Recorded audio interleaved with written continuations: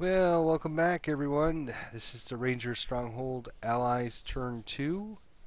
This is your host, ID Jester. I decided, after reviewing last episode's video and getting some positive posts, I think I'll go ahead and at least try the American Turn 2. I've got a game plan in mind, and hopefully the dice will be willing to cooperate with the Americans this time, and if everything goes well, then maybe they can recuperate from a very devastating German round 2.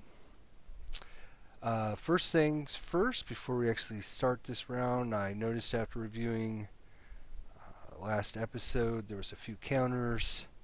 I'd moved it off this DM counter, moved it off, so I brought it back up, put this unit that broke under concealment, or under a DM counter.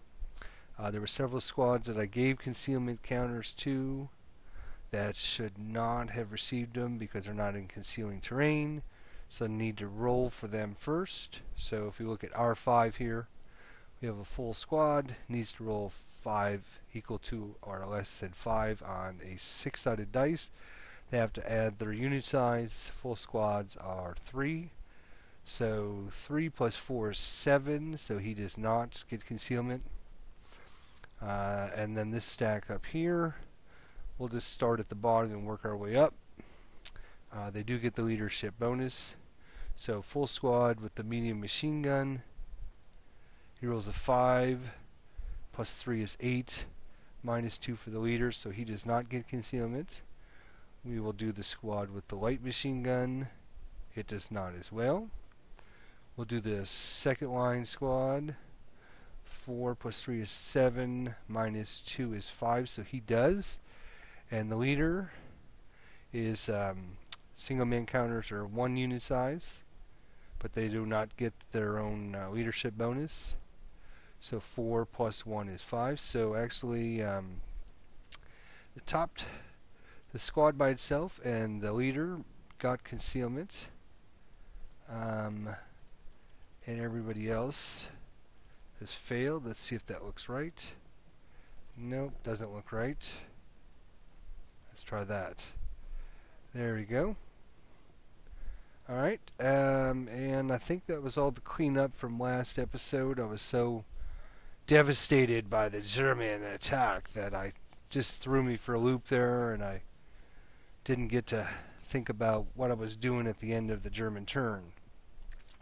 So, we're focusing in this time on the Americans. They have the John Wayne attitude. Well, I oughta. And we are going to just try something off the cusp here and see if the dice gods are willing to help us out a little bit here.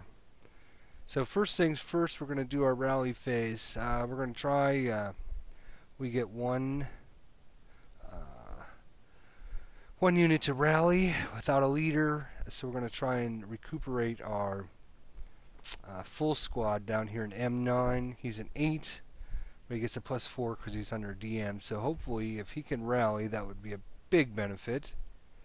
He rolls an 11, so of course not. So the other squad we can't because he's not with the leader, and he can't self-rally. But they do lose their DM counter, so that puts the pressure back on what we want to do here. He is done, so he passes on to the German player. The German player will get a chance to rally now. His unit's in T8. First thing, we'll do that unit, the 5. 5 becomes a 6 because of the terrain bonus. And he's not self-rallying, so let's see if he can make it. 4 plus 1 is 6, so he has made it. So he is no longer broken. And last but not least, the guy on the bottom, which is a 7 plus 1 for the terrain. And he makes it as well. So they both recuperate. They both rally. Oh, we also have a rally up here. Again, it's a 5. He gets plus 1 for the terrain. He's not self-rallying, so he does not lose the point. So he needs snake eyes. He does not do it, but he loses his DM counter. Alright, so that was the game plan there. Rallying. Prep fire. At this point, the Americans are not going to prep fire. We have a choice, actually. Let's talk about strategy-wise up here. Before I go ahead and do it, I'll just give you my thoughts. And we do have this squad here. He's within 4 spaces of Bazooka, this Panzer IV up here. If you look at the back of the counter again, 4 spaces away means he needs to roll a 4 or less. No penalties because of hindrances. The vehicle's stopped. It's a prep fire shot. So on a 4 or less, he'd hit. His other options are to run away, try to keep hidden, or his third option is to actually move into L0 and M1. If he does that, he's going to come under attack from the German, who can fire his 75mm main armament gun at him, and also his machine guns. If he can live through that attack, both of those attacks, he would then be 2 spaces away. And being 2 spaces away is considerably better. It is an 8 or less on the dice roll. But the problem is, since he'll be firing in the advanced fire phase, he'll get a +2 to his dice roll, which means he'll be back down to a 6 or less. So on a 6 or less, he would he'd have a shot of hitting that German, and then it would come down to whether or not he could roll low enough on the kill number. Plus, he would have to survive 2 of the Germans' machine gun and also his 75L fired in him. He would get a +2 for the building. He'd get a -1 for his non-assault move. So it would basically be a +1 to his attack. If you look at our 75L, it's a 12 column, +1 to his attack. If he rolls a 7, +1, it'd bring him to a 1 MC.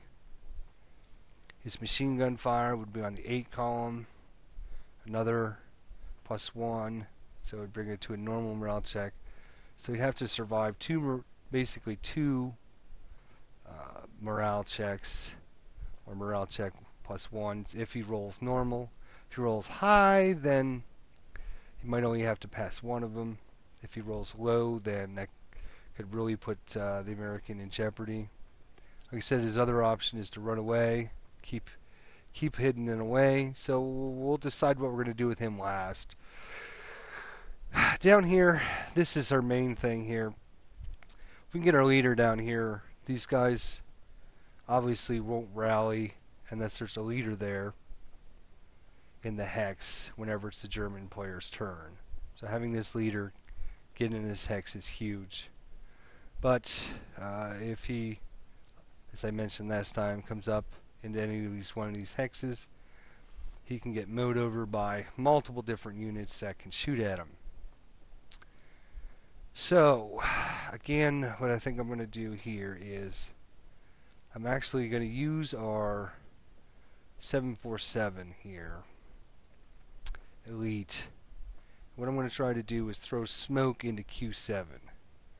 Throw smoke, and if he's successful on a 1, 2, or 3, throw smoke into this hex. When the leader moves out into this hex, if these units shoot at him, there'd be a +2 for shooting through the smoke, and a +1 for the non-assault move. He would not get the penalty for moving out in the open because his smoke covers his line of sight from them. So hopefully these people would miss their attack, if they choose to attack anyways. And then he would have to worry about this unit over here, which is going to fire out a 6, and he'll be at -2 to the dice roll for the non-assault move and for moving in the open. So he's got to worry about this guy's attack here, but If he can survive this attack, then he can come down into this space, N7, M8, and then advance into this hex.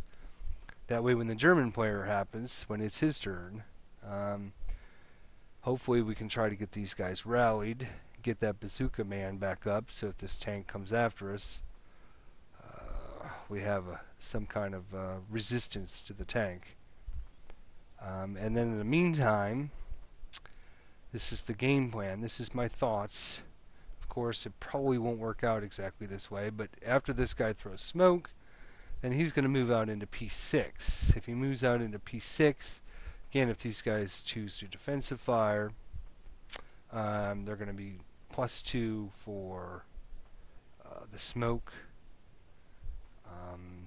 He doesn't have to take a move in the open bonus, but he will have to take a non-assault move. Oh, actually, he could assault move, so that would be, I don't know. It depends.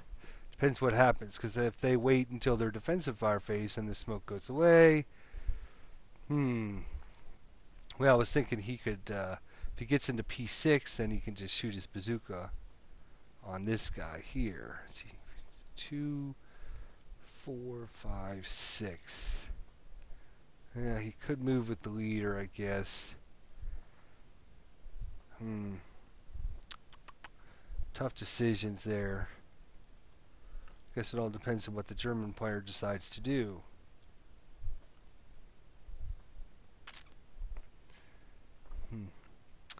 Alright, well, let's see what happens first, because if he doesn't make his smoke, it's not going to matter one way or the other. If he just throws the smoke out there and nothing, he doesn't get his smoke, then he might be done for the turn anyways. So prep fire, we're done with prep firing. So we'll move on to our movement phase. Alright, so again, 747 is going to try and throw smoke in Q7. It costs him 2 movement points because it's in an adjacent hex. And 1, 2, or 3, he can do it. And of course, he rolls a 5. No smoke.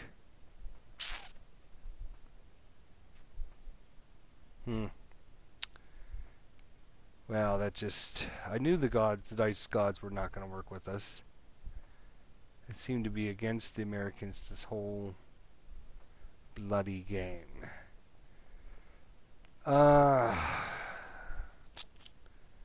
So now you can either choose to move with the leader, and then they would all have to take that attack.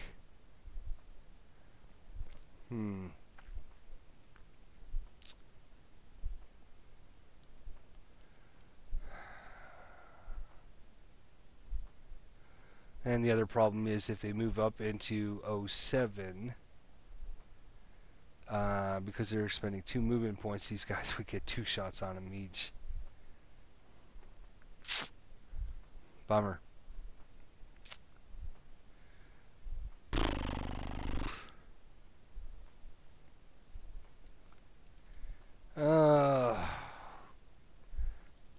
If I send them and they don't make it, it's going to be over. But boy. Well, let's just go out with the blaze of glory. We'll move 2 to go there. It's a crazy move, I know, but fortunately the only one that can shoot is this guy here. The tree will block line of sight from this guy. The hill will block line of sight from that guy. Nobody on that side of the hill can see him, so it's just going to be 7 doubled is 14. By the way, I assault moved up that hill there. So we'll get a +1 for moving the open. 14. It's going to be a 12 column. Well, let's see what he rolls. Of course. 5 minus 1 is a 4 on the 12 column. Of course. 3 MC. Just about started killing these guys too. 3 MC. Alright, well, leader first. 7 plus 3 is 10. He breaks. Squad is... Wow. He rolled a 2 plus 3. So the squad actually makes it. for right now, anyways. And I did roll an Axis sniper number. So the squad's okay. But now we have to see if the Axis get their sniper number. They do get their sniper number. Beautiful. So let's see what happens here. 6 and 6. Now that's interesting. 1, 2, 3, 4, 5, 6. I guess we know where the closest unit is. Yeah, so that result's going to pin him, which is not what we wanted to see have happen.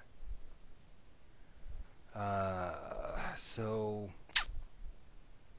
oops, what happened to our pin counter? I didn't make it on the stack.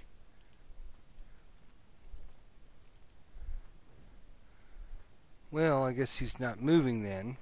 That was about the worst result. Well, I guess it could have been worse.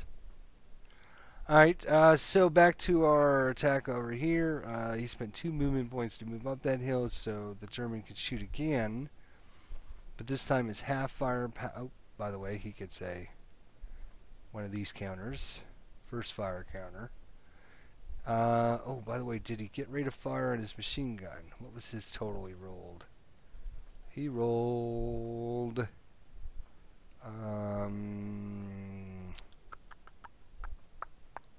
He rolled a 1-4. 1-4.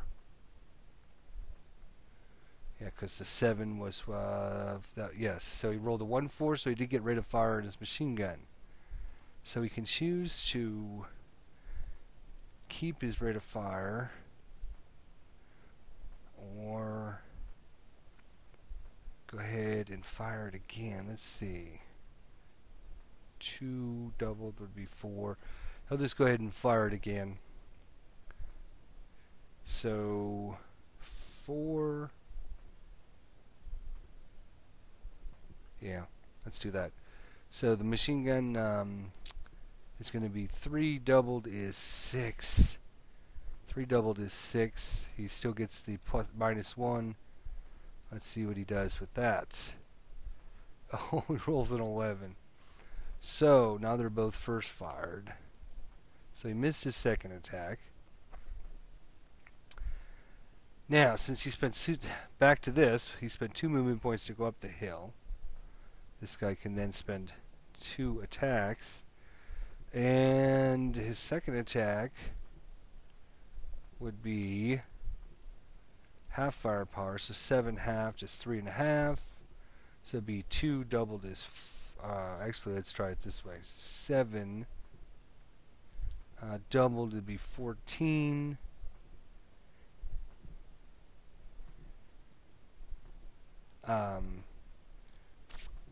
Let's see here. How's that going to work out? 4, 5, 6, 7. Doubled for being adjacent is 14. Halved for area fire is 7. So it's going to be a 6 column. 6 column -1. Oh wow. So he is now final fired. Okay, I already flipped that counter over. There we go. So that assault might not have been too bad. I guess we'll find out here in a minute. This guy's pinned, which means he is going to have a penalty if he shoots that bazooka now. He can't move anywhere. What's the pin penalty? I think it's +2.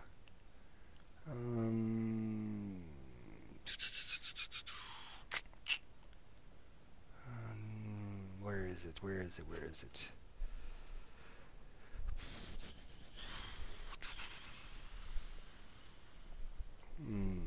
See if I can find it here. Yep, so he's staring you in the face there. Case D, pin fire, +2. So, so his odds went from a 4 or less. Now he's got to roll snake eyes just to get that hit. He can't move. He can't advance. Now he's... Oh, that sniper. That sniper result was... Oh, devastating for the Americans. It has just been a hell of a time for them. They just haven't had anything go their way. I bet you if I replayed this exact same scenario again, it would be much different outcome. They just have not had any luck whatsoever. Oh, actually, hang on a second. Yes, one thing we forgot to do. I forgot there was 2 units in there actually. So when we do the pin result, we have to do random selection again. So this we'll do the half squad first, and then the full squad. Forgot if there was 2 in there. So half squad rolled a 5. Oh, of course.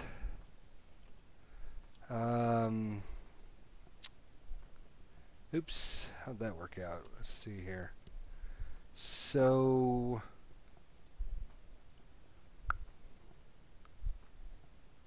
I believe that bazooka was actually with the full squad though. Gosh, I'm gonna have to go review the videos and see if it was. I could have sworn I put the bazookas with the full squads. In this case, if the other squad's just pinned, I'm gonna have to go review the other video and see if that bazooka started with the full squad or the half squad. So I'm gonna put the video on pause. Yeah, it's just as I thought. The bazooka actually should be with the full squad, not the half squad. I think when I was bypassing these hexes and moving them, somehow they got moved around. But so the guy with the bazooka's pinned, the other guy's not.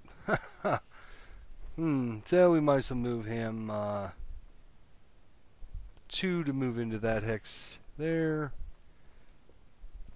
3, 4 to move him in that hex. He will stay concealed because he's out of line of sight of all enemy units. Alright, so that was movement. Defensive fire. Defensive fire, these guys can... Well, I don't think... yeah, obviously this tank here will go ahead and shoot its main armament into that hex there, 75L. It's going to be... Let's see, +1 for the TEM, +1 for being buttoned up. So he's got a pretty good shot at this. 7 + 2 is 9. 10's the number he needs, so he made it unless I'm missing something else. Just check the chart real quick again.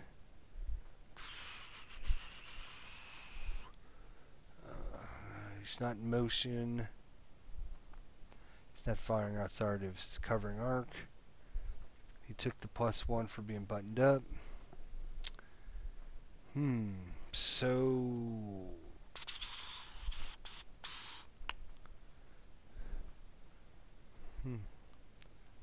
Nope.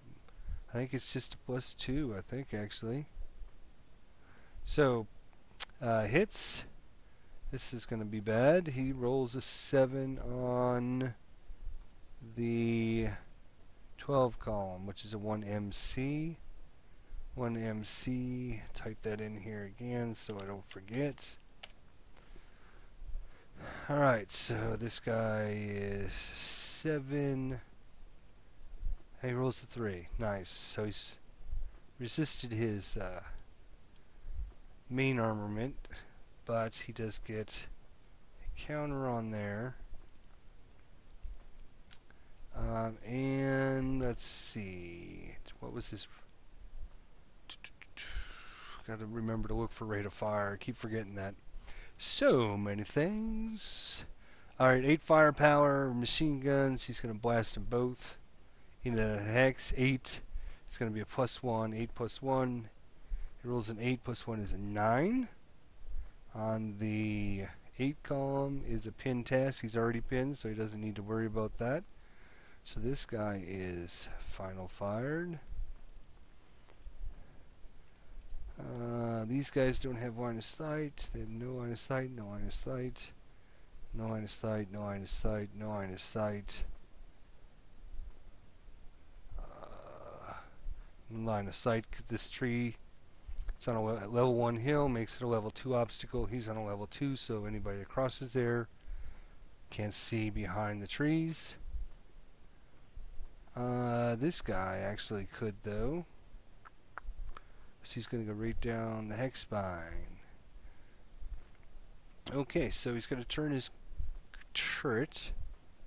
Let's see here, clockwise. That's since he's fast turret, that's +1, and another +1 is +2. +1 for him being higher is +3. +1 for being buttoned up, so he's got a +4. Takes a shot, 8. +4 is 12. That's a miss. He actually does get one of these things, though. And he does have his coaxial gun pointing that way, which is a 5. So a 4, +1 for being up the hill. So 4 +1. 7 +1 is 8. And the 4 column is a miss. So he's done fired. Trying to use all the markers this time. Personally, I find when you're playing, especially by yourself, it's easier if you just keep track and do it quickly and easily yourself. But since I'm recording it for all those wonderful people out there that have kept up and watched this, appreciate all your thoughts, and be sure to stop in and give me a few seconds of your time and tell me what you think, what your opinions are. If you have any suggestions or thoughts, give me a big thumbs up so I know you're liking what you see, and inspire me to continue doing this. Okay, so he's done fired. Everybody else is on a line of sight. Defensive fire is over. Now we go to advancing fire. Interesting. Well, that didn't end up as god-awful as it could have. It could have been better if they could have thrown that smoke and got over here, but and the leader did end up breaking, but still, it's not that horrible a result.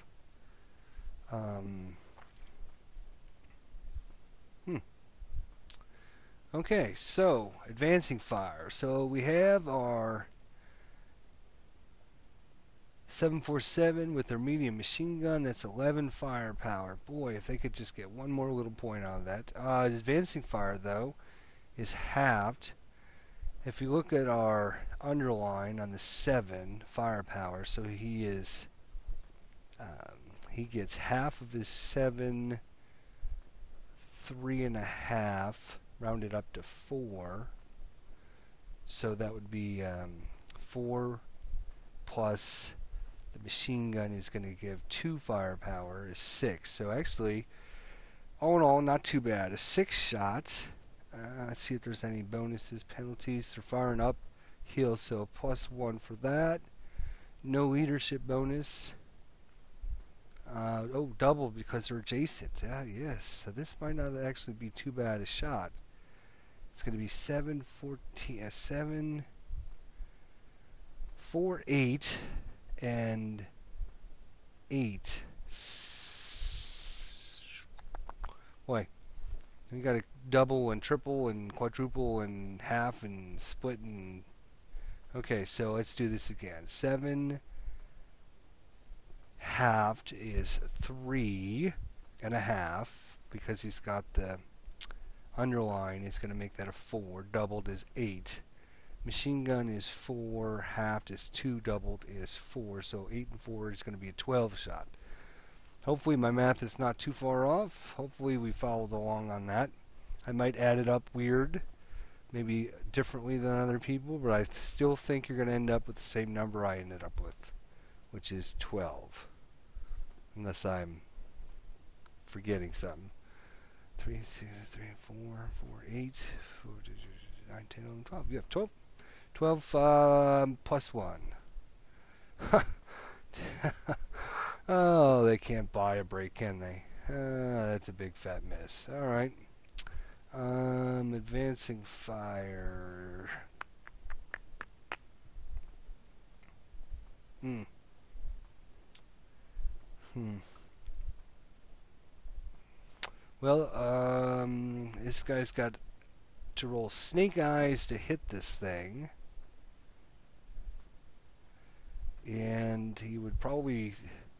Well, what the hell? Maybe he'll get lucky. We're going to take a shot. It might break the bazooka, but I'm feeling lucky as the Americans. I'm feeling lucky. So here we go. Come on, snake eyes. Oh, no. Okay. Well, it was worth a shot. So their advanced fire done. They don't have any advanced fire done. Routes. Attacking player first. So interesting enough, this guy in 06 can actually... Oh, no, he can't go to P6 because this is a known enemy. So he can't advance closer. I know none of these guys were known, but I forgot about the tank. So yeah, he's got to route into this hex. Yeah. And then he could actually route into that hex, which I think he will do. I think that's all the routes for the US side. Yes, yes, yes. Germans aren't routing because they don't have anybody that needs to route. So advance now. Do we go out in a blaze of glory and we do a little close combat action or not? Being up here on the hill there makes them susceptible to some fire, but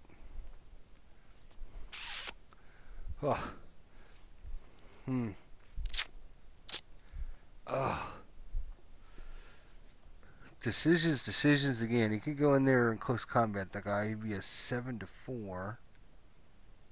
I believe that would be a 3-2. What's a 3-2 column? What's that equal here? 3-2 would give him a 6 or less to kill that guy, but he'd sacrifice himself out there. And he would take this targeting with him. So what he's going to end up doing, he's going to advance into that hex there.